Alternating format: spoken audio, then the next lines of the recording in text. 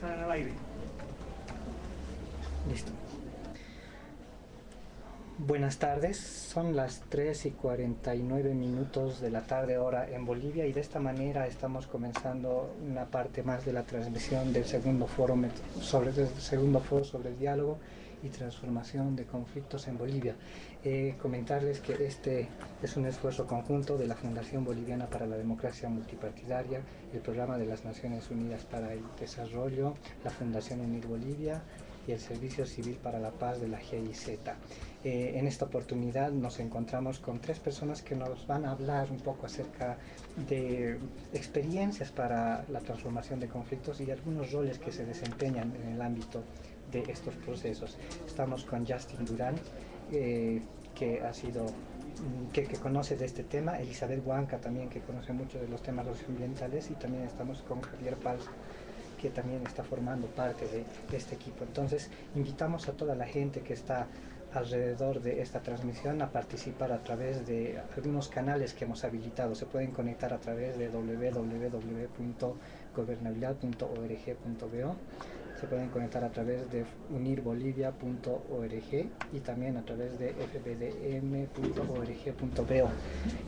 Por ahí pueden ver la transmisión y estamos utilizando una etiqueta que es Foro Diálogo, así que la gente que quiera hacer alguna pregunta mediante Twitter lo puede hacer utilizando esa etiqueta y vamos a formular las preguntas en vivo para que puedan ser respondidas. Bien, entonces ya para comenzar, quisiera comenzar contigo, Elizabeth. Bueno, tú eres una conocedora del tema de los conflictos socioambientales. Quisiera que muestres alguna experiencia que hayas tenido en el tratamiento de alguno de estos conflictos. Por ahí podríamos hablar del más emblemático y enfocarnos un poco en la metodología para tratar de llegar a una transformación del conflicto. Bueno, muchas gracias. No soy una amplia conocedora, pero digamos que he estado un poco viendo algunos temas precisamente por mis responsabilidades profesionales y por mi cercanía a algunos grupos sociales, ¿no? Y se nota cómo los temas ambientales se están contraponiendo un poco a iniciativas de desarrollo, y a la larga presumimos que esto se va a constituir, si no hay un buen tratamiento, un buen manejo de la temática, en conflictos, ¿no? Ahorita hay varias tensiones, eso también hay que tener muy claro, hay que diferenciar que hay tensiones y otros que ya están en plena evolución del conflicto, ¿no? Desde la experiencia más práctica, digamos, hemos estado viendo al principio el caso del TIBNIX. De hecho, eso se ha presentado en el foro del 2000, sí, claro. Exacto. Y hasta ese momento se había hecho un análisis de escenarios a través de una metodología que viene de esta corriente que es la economía ecológica, ¿no? La metodología es de lenguajes de valoración, que te permite ver que ante la diversidad de actores y la diversidad de intereses y de posiciones, te permite ver de fondo cuáles son las diferentes formas de comprender desarrollo, de comprender vivir bien, de comprender economía, ¿no?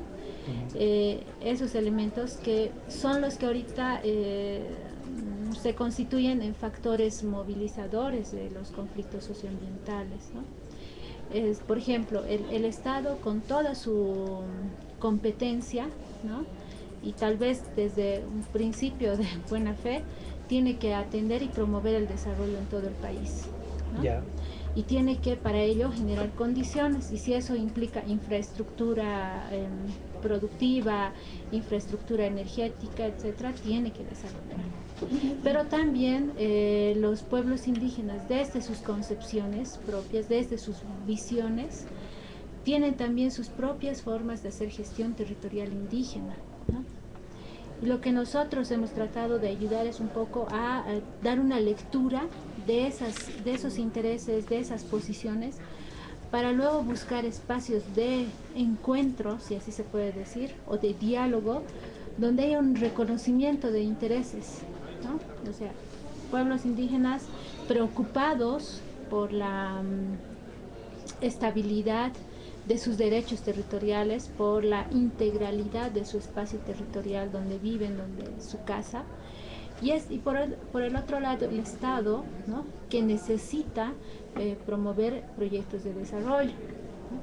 Entonces, ambos, a través de esta metodología de lenguajes de valoración, lo que se hace es buscar o reconocer plenamente qué es lo que están buscando de fondo los actores, ¿no? O cuál es su principal interés. ¿Para qué? Para después darles soluciones o alternativas a sus intereses o a sus demandas, ¿no? Y no necesariamente puede ser que se centre en una sola posición o en una sola solución o en un solo planteamiento, sino esto para nosotros daba la posibilidad de que si es necesario ambos cedan y busquen una tercera alternativa, ¿no? La idea es no llegar al conflicto, no llegar al confrontamiento, ¿no? Ajá, claro.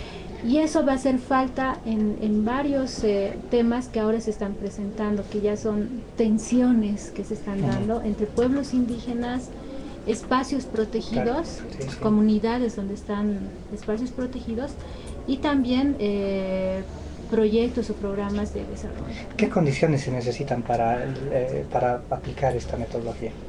Hay que crear sí. Primero, mucha información, ¿no? Y eso es algo que hablábamos en este foro con varias instituciones. Hay una deficiencia de información, ¿no?, de todos los actores, actores estatales, actores sociales e incluso actores institucionales no gubernamentales y la misma prensa, ¿no? Necesitamos generar información responsable y real de cada una de las partes involucradas. Ese es uno de las primeras condiciones. Muy bien. El otro elemento es una caracterización real también de los factores socioculturales que están implícitos en estas demandas, en los intereses, ¿no?, y en las posiciones. Perfecto. Ese es otro elemento. Muy bien. Don Javier, con don Javier vamos a abordar un tema un poco que tiene que ver también con, si vale el tema, con la prevención del conflicto, los sistemas de alerta temprana. Don Javier, ¿qué es un sistema de alerta temprana? ¿Qué condiciones tienen que existir para aplicarlas? ¿Y hay una experiencia que se ha hecho en este sentido? Bueno, gracias. Yo voy a retomar algunas cosas de las que hablaba aquí mi compañera, porque esos factores hacen a lo que son sistemas de alerta para ver los conflictos que se avecinan. Y ciertamente en este foro se ha coincidido, por ejemplo, en necesidad de contar con más información en los diversos sistemas, no no a veces solamente para hacerte un sistema de alerta, porque un sistema de alerta puede resultarte muy fácil, o sea, es un seguimiento normalmente que se hace a los medios, donde se toma nota de las noticias que tienen que ver con conflictos que están emergiendo o que se están anunciando, y que eventualmente se los pasa a las personas que tienen cierto poder de decisión, para que en función de eso puedan tomar medidas. Pero sin duda, digamos, este sistema es un sistema de alerta que a veces tiene sus deficiencias, incluso por las propias subjetividades que puede introducir las personas que leen estos informes, que miran estos informes, y que a veces pueden no dar mayor significancia a conflictos que se avecinan y que acaban siendo verdaderos problemas, verdaderas crisis, ya no conflictos.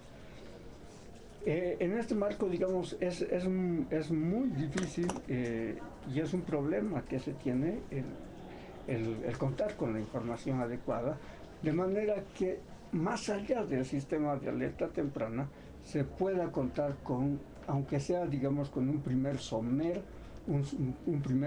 análisis del conflicto mismo, ¿no? De manera que ahí ya eventualmente se vayan viendo lo que son las posiciones y los intereses que tienen los actores de un conflicto. Normalmente y muchas veces la demanda que genera los conflictos no siempre es lo que se busca como demanda, como necesidad de del sector social que hace el conflicto.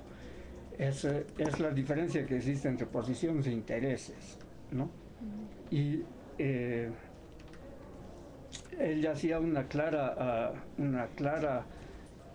alusión, digamos, a lo que era la necesidad de encontrar los verdaderos intereses. Claro, sí, sí. Porque en la medida en que es sobre los intereses sobre los que se puede actuar con un conflicto, es que ese conflicto sirve para transformar la realidad social, y es en la medida en que ese conflicto te permite hacer del conflicto una herramienta para el desarrollo social, para el crecimiento, para la mejora de esos sectores y de la sociedad.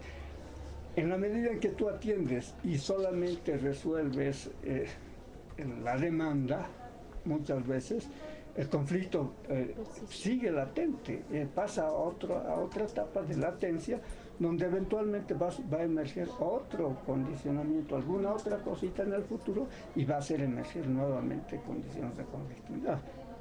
Entonces, este es uno de los elementos claves en los que sin duda hemos estado viendo en el foro, conversando con diversas instituciones, y hay una grave falencia en nuestro país para poder pasar a esto que podríamos llamar del análisis de la conflictividad, que es lo que nos da un sistema de alerta, al análisis de los conflictos en sí mismos.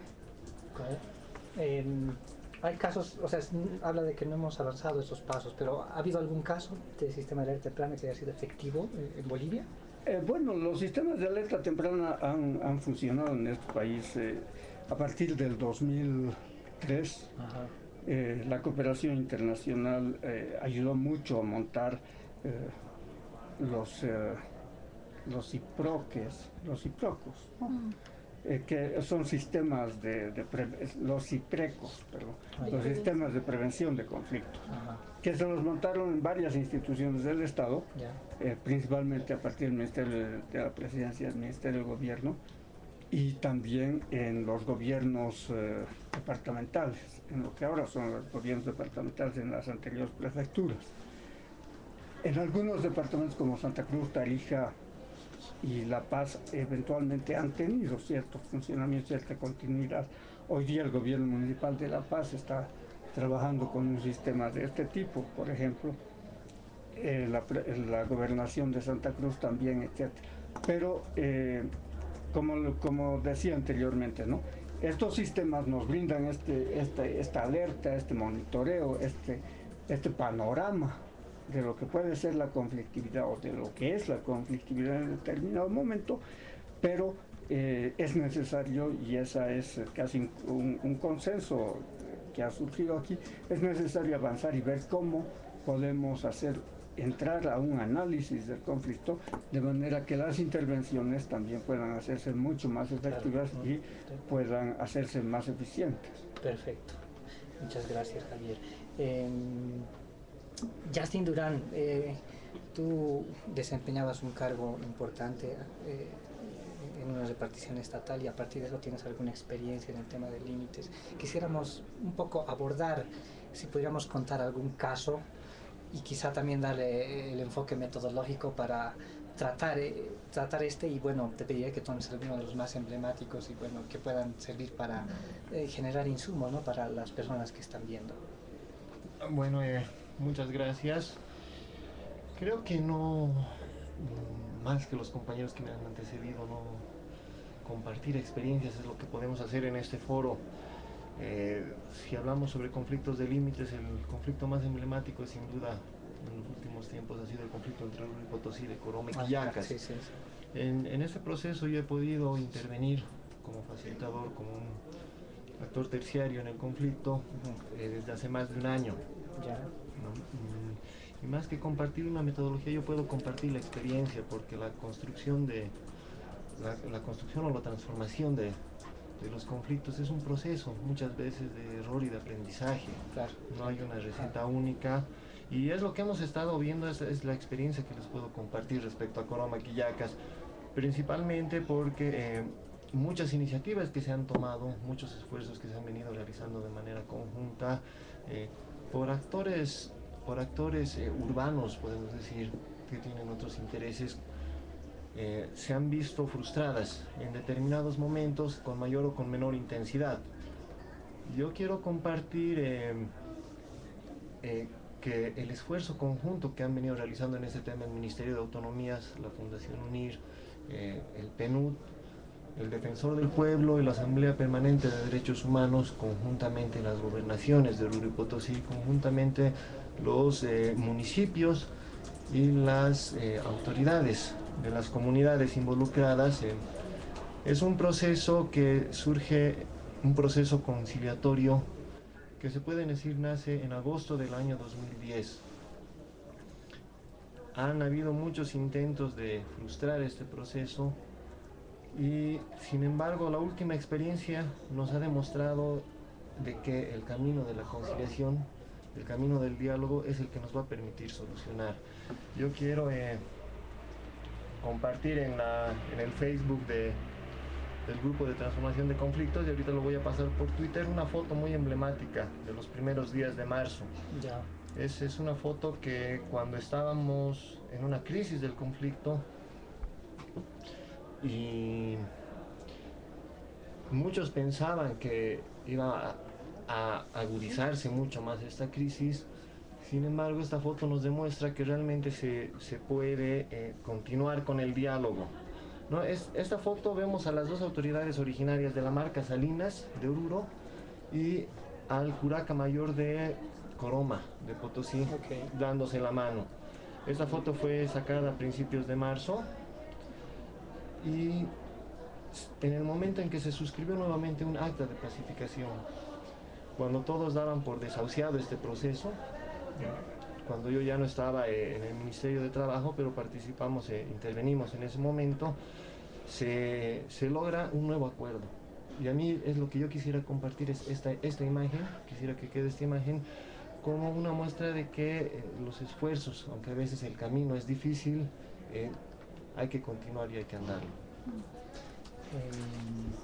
Bueno, el problema de Oruro y Quillacas ha sido, en un momento determinado, ha tenido mucha relevancia, ¿no? ¿Es posible juntar a esas partes? ¿Qué se ha hecho para poder mediar? ¿Cuál es el trabajo que se ha realizado para llegar a esta imagen que estás mostrando tú en el Facebook? Se han desarrollado, se han buscado varios espacios de encuentro, ¿no? Con la cooperación de diferentes instancias facilitadoras. En algún momento han sido las instituciones vedoras, Fundación MIR, PNUD, Defensoría del Pueblo y Asamblea Permanente de Derechos Humanos, quienes han generado estos espacios de encuentro. Ya. En algún momento ha sido el propio Ministerio de Autonomías, en otros casos han sido las mismas comunidades. Esta imagen que vemos es justamente un espacio que fue creado por la voluntad de ambas partes. Ya. Fue propiciado tal vez por quienes intervenimos como actores terciarios, pero no hubiera sido posible si no hubiesen ambas partes accedido y hubiesen creado ese propio espacio. Ese espacio fue, ese abrazo o ese apretón de manos se da en plena zona en conflicto, al día siguiente de unos enfrentamientos que hubo, ¿no? Entonces es un espacio que ha sido creado por los mismos actores primarios del conflicto. Muy bien. Bueno, la foto está compartida en Facebook, en Twitter la va a compartir Jaime en unos minutos. Creo que es un ejemplo, ¿no? Porque ahí vemos, por ejemplo, las manos y eso dice mucho. Bueno, ya para un poco ir cerrando, quizás sería bueno, Elizabeth, hacer un balance, bueno, a los tres en realidad, ya para cerrar, un balance de la conflictividad en Bolivia y tal vez ¿qué respuestas deberían haber desde el Estado para bajar la conflictividad y tener una cultura de paz? Empezaríamos por ti, Elizabeth, luego con Federico. Yo te voy a cambiar un poco la pregunta, ¿no? Yo veo una posición, digamos, de que los conflictos son solo culpa del Estado. Y en realidad no es así. Para que haya un conflicto es como un matrimonio, ¿no? Te peleas y hay dos personas de por medio. Entonces aquí también hay dos o hasta 3 o 4 partes de por medio. Entonces hay que analizar de esa forma, de manera más integral, ¿no? Y en el balance, digamos, en este momento veo yo que los temas están bastante politizados y hay mucha información que no se está manejando de manera responsable y se está llegando a la polémica. Y comparto con Javier, por ejemplo, que decía, a veces la información de los actores que están en el conflicto, que ojo, no es solo el actor estatal, sino también puede ser el actor social, el actor privado, etc. Solo se remite a lo que sale en la prensa, por decir, ¿no? Y no hay la responsabilidad de un análisis efectivo de los factores motivadores o movilizadores o detonantes del conflicto. Y por otro lado, tampoco hay una responsabilidad cuando estos temas están en tensión, todavía no son conflictos, sino son temas que están generando tensión. Ahí debería haber una intervención y en ese momento debería manejarse la información responsablemente, pero también es parte de una cultura ciudadana que tiene que aprender a manejar o a construir esto que vos decías, una cultura de paz. En la mesa que yo estaba decíamos, a veces cuando hablas de cultura de paz la gente dice, oye, ¿de qué iglesia eres? Digamos, ¿no? Y cuando debería ser un valor cotidiano en la vida de todos, profesionales, niños, o sea, eso debería estar en nuestros valores, ¿no?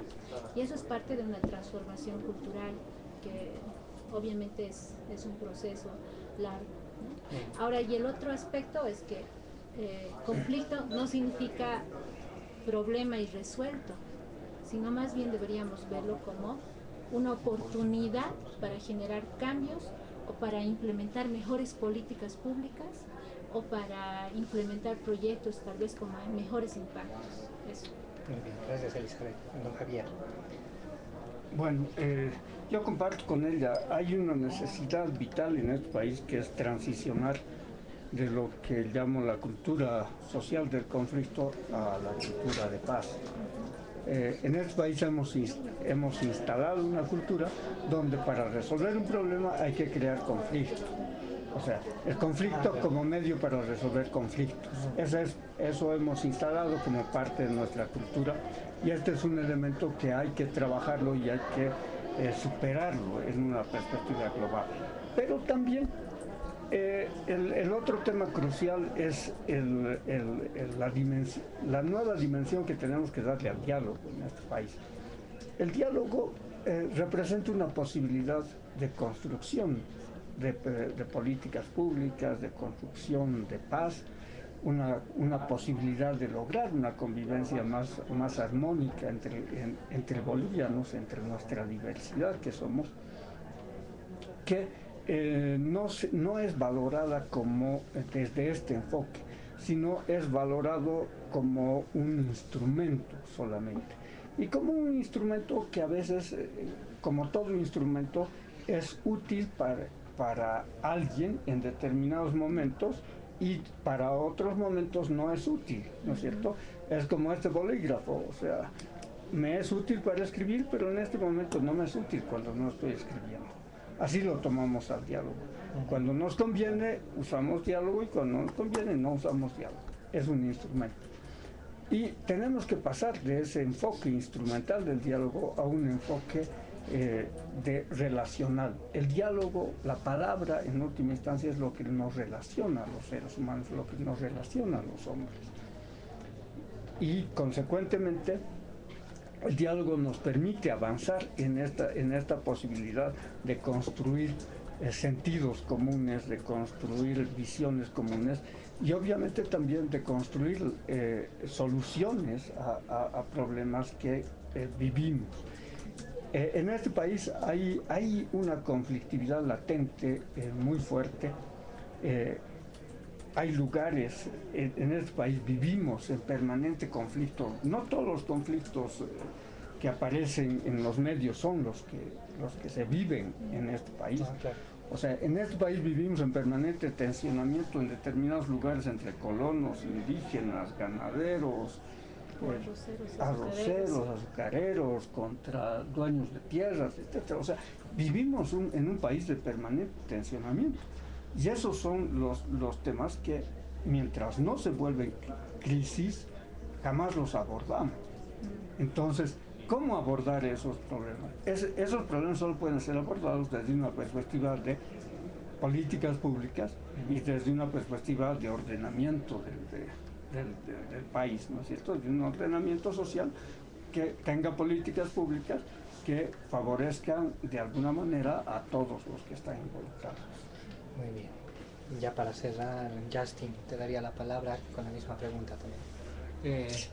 Yo quiero aprovechar un poco la introducción que hacía Javier, ¿no? La cultura de paz, no sabemos lo que es la cultura de paz en nuestro país. No entendemos si es algo teórico, si es algo que se tiene que practicar, cuando en realidad es algo que está tan inmerso en nuestra cultura como el propio conflicto, ¿no es cierto? Decías, estamos acostumbrados a recurrir al conflicto, pero al final siempre terminamos negociando, para decirlo en palabras sencillas, ¿no? Siempre buscamos el diálogo. El conflicto es nuestro pretexto para llegar al diálogo. Y eso ha sido siempre en Bolivia. Pero nos falta informar. Si queremos empoderar lo que es la cultura de paz, aprender a utilizarla sin necesidad de acudir al conflicto, ¿no? ¿Por qué no abrimos primero el espacio del diálogo y no nos vamos directo a bloquear la calle, ¿no? ¿Por qué no mandamos nuestra solicitud? Yo creo que falta hacer esos ejercicios en los niveles institucionales. Lamentablemente las autoridades no atienden hasta que la gente se para en la puerta o se para en la calle. Entonces la cultura de paz también tiene que partir por esa doble responsabilidad, ¿no? Si la sociedad civil va a solicitar el diálogo, que también las autoridades atiendan ese diálogo, generen esos espacios para que haya la cultura de paz. Muy bien. Bueno, muchas gracias Elizabeth, Javier, Justin por acceder a este espacio y bueno, decirles a la gente que estaremos continuando, retomando el contacto a las 5:30 de la tarde para ya transmitir el cierre de este Foro Nacional sobre Diálogo y Transformación de Conflictos. Invitarlos a seguir en Twitter Foro Diálogo, en Facebook a partir del grupo de Gobernabilidad Democrática 2.0 y los sitios correspondientes.